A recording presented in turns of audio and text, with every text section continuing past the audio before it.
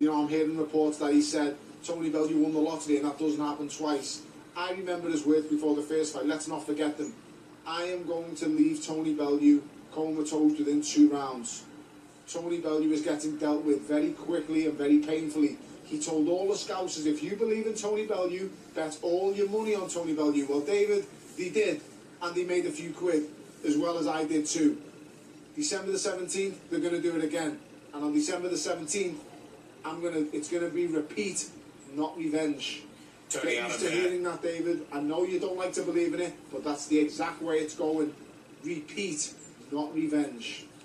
Tony, Adam here, hi. Just to say, I know you believe it will be repeat. Is that because you took David's best punches before he got injured? And also, do you think there is a real chance that the body could break down again of the haymaker? Adam, I'll be honest, he's a fantastic athlete, he's a brilliant fighter. It's just, for me, styles make fights in boxing. David has never fought a guy who can, you know, differentiate his game plan midway through a fight, a guy who can use his legs, use various different things.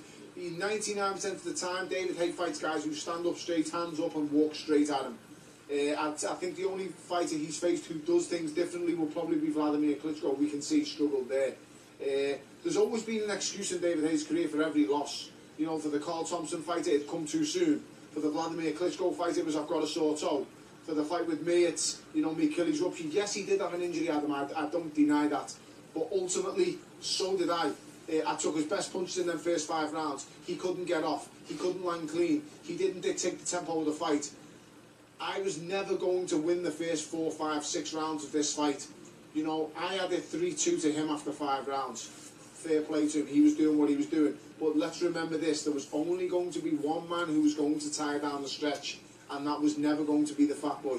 You know, I was always going to get stronger. I was going to be the man who was going to take control in the second half of the fight. If anything, the injury just made the fight go longer, because David went into a shell, and I attacked and attacked and attacked. Even blew myself out in that 7th round.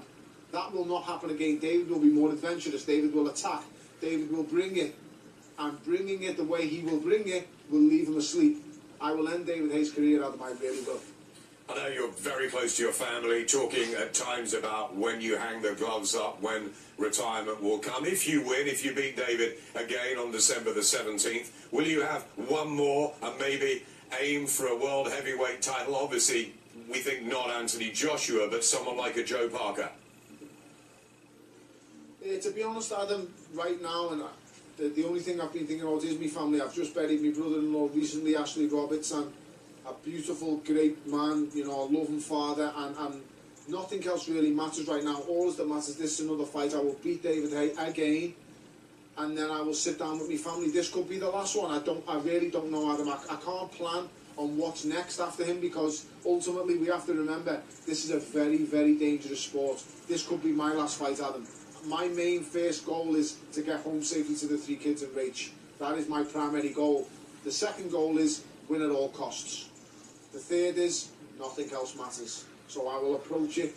Let's sit down December the 17th about 11:30 p.m. Cup of tea, post-fight press conference. I'll give David credit again, and then I'll announce the next move. Our thoughts with Rachel and the family, of course, over the last couple of weeks, which has been so hard for you. Finally, Tony, think about December 7th.